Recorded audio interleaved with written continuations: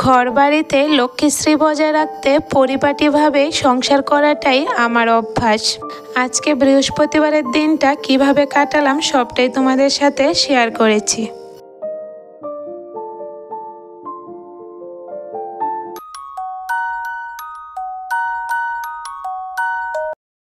রাধে রাধে বন্ধুরা, good morning. কেমন আছো তোমরা সবাই?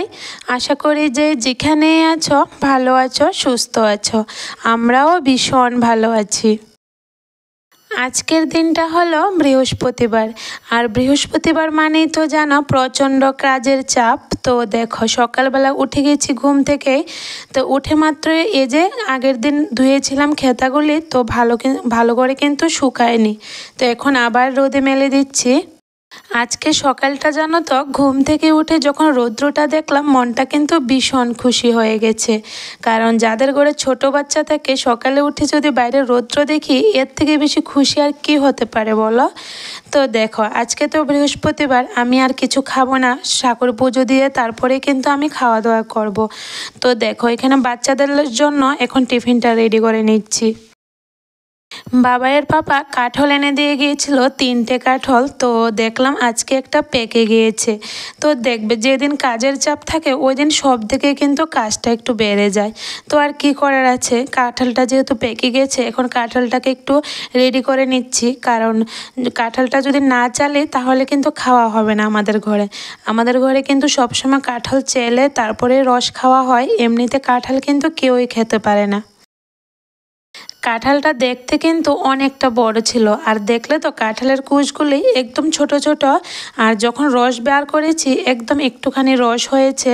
তো দেখো মেয়েটার জন্য একটু দুধ আর কাঁঠালের রস নিলাম, ওকেও খাইয়ে দিলাম, আর ছেলেটাকে একটু মুড়ি দিয়ে কাঁঠালের রস আর দুধ দিয়ে দিলাম।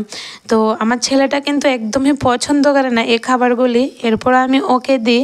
কারণ যেহেতু এখন আম কাঁঠালের সিজন, তো ফলের সিজনে আমি ওকে ফলটাই বেশি করে খাওয়াই। এমনিতে জানো তো বন্ধুরা, আমি কিন্তু বাজার থেকে কোনো ফল এনেই বাচ্চাদের বেশি খাওয়াতে পছন্দ করি না। কারণ আমি মনে করি সিজনের মধ্যে যে ফলগুলো পাওয়া যায় এই ফলগুলো খেলে অনেকটা ভালো। আর এমনিতে তো সব সময় আমাদের ঘরে আমি কিন্তু কলা এনে রাখি বাচ্চাদের জন্য। আর এমনি ফল কিন্তু আপেল বলো, কমলা বলো বা অনেক কিছু ফল থাকে, এগুলো কিন্তু আমি এত বেশি আমাদের ঘরে আনি না। যখন যে সিজনে যে ফলটা পাওয়া যায় এই ফলটাই কিন্তু আমি আমার বাচ্চাদের খাওয়াই। তো এটাই আমি ভালো মনে করি তার জন্য। তো দেখো বাচ্চাদের টিফিনটা করিয়ে এখন আমি ঘরের কাজে ধরলাম। যেহেতু বৃহস্পতিবার আজকে একটু ঘর দুয়ার মুছামাছি আছে, তারপরে পুজো দেব। তো দেখো বেডরুমগুলো মুছে নিলাম, আর এখন রান্নাঘরটাকেও মুছে নিচ্ছি। কাজ করতে করতে ছেলেটাকে বলছি যে বাবা আর কয়েকটা দিন পর তো তোমার স্কুল খুলে যাবে, আমি যে কিভাবে বৃহস্পতিবারের পুজো দেব কিছুই বুঝে উঠতে পারছি না। এখন তো ও রাখছে বোনকে, তার জন্য কিন্তু আমি সব কিছু নিয়ম মেনে পুজোটা করতে পারছি। তো ওর কিন্তু সোমবার থেকে স্কুলটা খুলে নেবে, তখন যে আমি কিভাবে পুজো দেব কিছুই বুঝে উঠতে পারছি না। কত তাড়াতাড়ি করে ঘর দুয়ারগুলি সব মুছে নিলাম, অনেকটা বেলাও হয়ে গেছে জানো তো। আর বৃহস্পতিবার কিন্তু আমার রান্না করতে অনেকটা দেরি হয়ে যায়, তো বাচ্চাদের টাইম হয়ে যায় খাওয়ার। যেহেতু ছোট বাচ্চা, আর ছোট বাচ্চাদের কিন্তু সব কিছু টাইমে খাওয়াতে হয়, তার জন্য খুব তাড়াহুড়ো করছি। তো দেখো এখানে ঘর দুয়ারটা মুছে এখন সিঁড়িটা জল দিয়ে ধুয়ে দিলাম, আর উঠোনটাও ঝাড় দিয়ে দিলাম। প্রথম যেদিন ঠাকুর বসিয়েছিলাম সেদিন কিন্তু এই কাপড়গুলি পেতে তারপরে ঠাকুর বসালাম, আর কিন্তু চেঞ্জ করা হয়নি। আর এমনিতে কিন্তু প্রতিদিন আর কাপড় চেঞ্জ করতে পারি না, যখনই ইচ্ছে করবে তখন কিন্তু পারবো না, বৃহস্পতিবারে লাগবে। কারণ হলো লক্ষ্মীর ঘরটা তো বসানো থাকে, আর লক্ষ্মীর ঘর কিন্তু বৃহস্পতিবার ছাড়া একদমই নাড়ানো যায় না। আজকে যেহেতু বৃহস্পতিবার ছিল লক্ষ্মীর ঘরটা নামালাম, তার জন্য ঠাকুরের কাপড়গুলিও চেঞ্জ করে দিচ্ছি। তো নতুন কাপড় পেতে নিলাম, আর পুরনো কাপড়গুলি আগামীকাল ধুয়ে দেব। আজকে আর ধোয়ার টাইম পাবো না, কারণ বেলা হয়ে গেছে, পুজো দিয়ে রান্নাটা বসাবো তাড়াতাড়ি করে।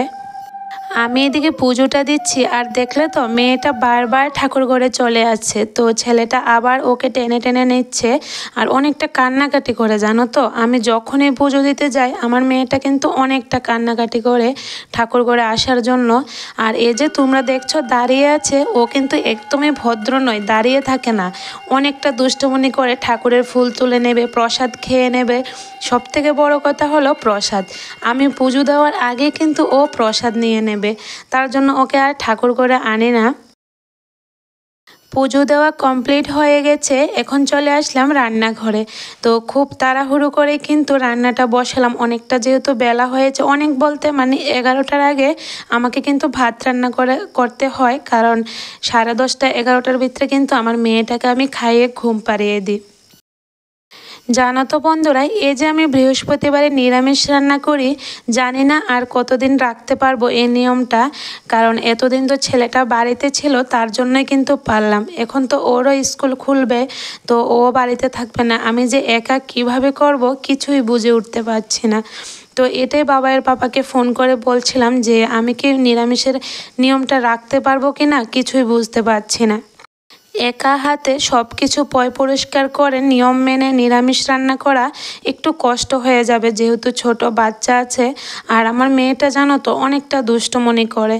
তো দেখো এখানে প্রথমে ভাত আর ডাল বসিয়ে দিলাম, তারপরে কিন্তু আমি জল খেলাম, জল খেয়ে ঠাকুরের প্রসাদটা মুখে দিয়েছি। তারপরে দেখো এখানে আবার রান্নাটা বসালাম। গাছের ঝিঙ্গে ছিল, তো ছোট ছোট করে কাটলাম আর আলু সিদ্ধ করে রাখলাম। তো কিছুটা দুধ ছিল গতকালকের, তো ছেলেটা বলছে একটু পনিরের মতন করে রান্না করতাম। তো একটুখানি দুধ দিয়ে কি আর পনির হয় বলো, আগে যদি বলতো তাহলে তো পুরোটা দুধ রেখে দিতাম। তো আচ্ছা যাই হোক, যতটুকু দুধ ছিল অতটুকু দুধ দিয়ে আমি ছানা কেটে নিয়েছি। তো ছানা দিয়ে আজকে তরকারিটা রান্না করব, পনির হয়নি, শুধু ছানাই হয়েছে। তবু ছানা দিয়ে রান্না করেছি পরেও কিন্তু ভীষণ ভালো হয়েছে। আমি কিন্তু অনেক সময় এভাবে রান্না করি, ছানা কেটে নিই দুধের, তারপরে কিন্তু আলু দিয়েও খালি খালি রান্না করি, তো আবার সবজি দিয়েও রান্না করি, ভীষণ ভালো হয়, একটা ভালো একটা ফ্লেভার আসে কিন্তু। তো দেখো এখানে নিরামিষ সবজিটা বসিয়ে দিয়েছি আর ভাতটাও কিন্তু হয়ে গেছে। এভাবে ছানা দিয়ে যদি তরকারি রাঁধি তাহলে কিন্তু আমি নামানোর আগে একটু ঘি ছড়িয়ে দিই, তাহলে ফ্লেভারটা কিন্তু ভীষণ ভালো আসে। তো দেখো এখানে ছানা দিয়ে ঝিঙ্গে দিয়ে আলু দিয়ে তরকারিটা হয়ে গেছে। এখন এই যে মুগ ডালটা সম্বার দিয়ে দিলাম। ডালটা একটু পাতলা করেই রান্না করলাম আর একটুখানি রান্না করেছি, আমার এত একটা ভালো লাগে না ডাল খেতে, তো ওরা ভাই বোন মিলে খাবে। তো দেখো এখানে ডাল আর ছানার তরকারিটা হয়ে গেছে। এখন এই যে মিষ্টি কুমড় ভাজিটা বসিয়ে দিলাম। তো মিষ্টি কুমড় ভাজিটা হতে হতে কিন্তু আমি মেয়েটাকে ততক্ষণ অবধি ভাত খাইয়ে ঘুম পাড়িয়ে দিয়েছি। এই যে সকালে উঠেছি বন্ধুরা, সকাল থেকে কিন্তু এখনো অবধি আমার খালি পেট। সকালে যে কাঁঠাল চেলেছি দেখেছো, একটুখানি রস হয়েছে, তো ওরা ভাই বোনদের কিন্তু খাইয়ে দিয়েছি আমি, আমি আর খাইনি। তো এখন দেখো জল খেয়ে ঠাকুরের প্রসাদটা খেলাম একটুখানি, তারপরে কিন্তু কাজে ধরলাম। এখনো অবধি রেস্ট নেই আর অনেকটা খিদা পেয়ে গেছে জানো তো। রান্না তো হয়ে গেছে, তবে ভাত খাইনি এখনো অবধি, কারণ ভাবলাম আগে কাপড়গুলি ধুয়ে দিই, কখন আবার বৃষ্টি চলে আসে, বৃষ্টি আসলে আবার ধুয়ে দিতে পারবো না, তার জন্য আগে কাপড়গুলি ধুয়ে দিয়ে তারপরে ভাতটা খাবো। আর কাপড়গুলি ধোয়ার জন্য যখন বসলাম এতটা খিদা পাচ্ছে আমি কিছুতেই কাজ করতে পারছি না। আমার মুখটার দিকে দেখলে তোমরা বুঝতে পারবে আমার কতটা খিদা পেয়েছে, কাজ করতে আমার এত অসুবিধা হচ্ছে। অনেকটা বেলা হয়ে গেছে, এখন কিন্তু 12:30 1টা বাজছে, এখনও অবধি আমি কিছু খাইনি। কাজ করতে করতে চলো বন্ধুরা একটা কমেন্ট শেয়ার করি তোমাদের সাথে। একটা বন্ধু আমাকে কমেন্ট করেছে যে দিদি ভাই তোমাদের ঘরের যে ওয়ালে টাঙানো পেপারটা সাদা কালারের, এটা কিসের পেপার? যদিও আমি কমেন্টের রিপ্লাই দিয়ে দিয়েছি, তবে আজকে ভিডিওর মধ্যে এ কারণেই বলছি, কারণ অনেক বন্ধুদের মনে কিন্তু প্রশ্ন থাকতে পারে এই পেপারটা কিসের, তার জন্য আজকে তোমাদের সবাইকে উত্তরটা দিয়ে দিচ্ছি। আসলে এই পেপারটা আমার ছেলের পড়ার জন্য টাঙিয়েছে, আর এই পেপারটার মধ্যে লেখা আছে গ্রামারের ফর্মুলা। তো ওর টিউশন স্যার ওকে বলেছে এভাবে ফর্মুলাগুলি টেবিলের সামনে নাকি আঠা দিয়ে লাগিয়ে রাখতে, তাহলে যখনই পড়াতে বসবে প্রতিদিন যদি ফর্মুলাটা 2-3 বার করে দেখে তাহলে নাকি মনে থাকবে। স্যার যখন বলেছে তো লাগাতে তো হবে বলো, তাও এক জায়গাতে নয় অনেকখানে লাগিয়েছে, কিন্তু দরজার মধ্যে লাগালো, তো এদিকের আরেকটা দরজার মধ্যে লাগিয়েছে, তো এদিকে ওয়ালের মধ্যে লাগিয়েছে। তো দরজাগুলি আমি উঠিয়ে নিয়েছি, শুধু একটা মাত্রই রাখলাম টেবিলের সামনে। কাপড়গুলি ধোয়ার পরই আমি ভাত খেতে এসে পড়লাম। এতটা খিদা পেয়েছে কি বলবো। তো মেয়েটা তো ঘুমাচ্ছে, আর ছেলেটাকে পড়ানোর জন্য ওর টিউশন স্যার এসেছে, আজকে নাকি দুপুরবেলায় পড়াবে। তো দেখো এখন আমি ভাত খেতে বসে গেলাম। আজকে কি কি রান্না করলাম এটাই তো এখনো অবধি তোমাদের সাথে বলা হয়নি। আজকে আমি রান্না করেছি মিষ্টি কুমড়ো ভাজি পাঁচফোড়ন সম্বার দিয়ে, আর করলাম ঝিঙ্গে দিয়ে ছানা দিয়ে আলু দিয়ে তরকারি, আর ছিল মুগ ডাল। ভাতটা খেয়ে তারপরে স্যারকে চা টিফিন করে দিলাম, তখনই ফোন আসলো যে একটা পার্সেল এসেছে। তো আর কি দৌড়ে চলে গেলাম পার্সেলটা নেওয়ার জন্য। আর এত ভারী ছিল ব্যাগটা, আমি কিছুতেই আলগে দিয়ে পারছি না। আচ্ছা যাই হোক, অন্য একদিন শেয়ার করব তোমাদের সাথে পার্সেল কি কি এনেছি। আজকে আর শেয়ার করব না, কারণ অনেকটা কাজের চাপ, বুঝতেই তো পারছো, যেহেতু বৃহস্পতিবার মানেই তো এক্সট্রা কাজ। তো দেখো পার্সেলটা রেখে দিলাম, কি অর্ডার করলো কিছুই বুঝতে উঠতে পারছি না, কারণ বাবার পাপা কিন্তু অর্ডার করেছে। তো দেখো এই যে সকাল থেকে কাজ করছি, আর বাসনগুলি কিন্তু জমিয়ে রেখেছি, একটা বাসনও ধোয়া হয়নি। এখন সব কটা বাসন একসাথে ধুয়ে নিচ্ছি। সকাল থেকে উঠেই সংসারের কাজে ধরেছি, তো দেখলে তো বন্ধুরা একটার পর একটা কাজ কিন্তু করেই যাচ্ছি।